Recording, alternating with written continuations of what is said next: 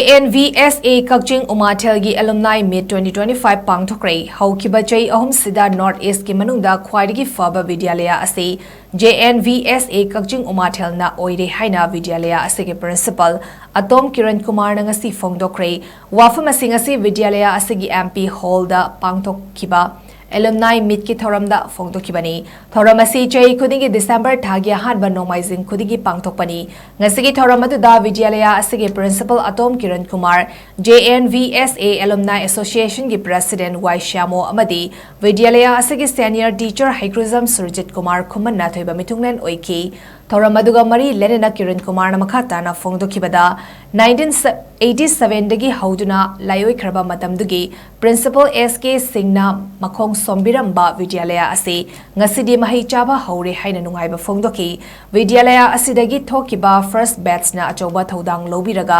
alumni khudingmak punsilaga alumni association sembirakanda manipur gi manungda khwaidagi chawba alumni ama oiduna leibase vidyalaya gi maikidigi yamna sauthok sei haiki ngasigi thoramadagi manung chena alumni association gi maikidigi vidyalaya asigi oina mamang chei gi class 10 gi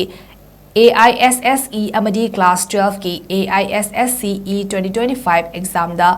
makok tarakraba mahairoi singda manama thumsu piki thoramaduda hauzik kaksing ADC P Santikumar YAS ke director Veto Department of Minorities Affairs ki Joint Director MD Salahuddin Amadi Alumni Association ki members kayasu saruyaki ngasigi thoramadu loisilakpada Alumni Association amadi vidyalaya asigi oja singa chamba cricket match amasu sanaki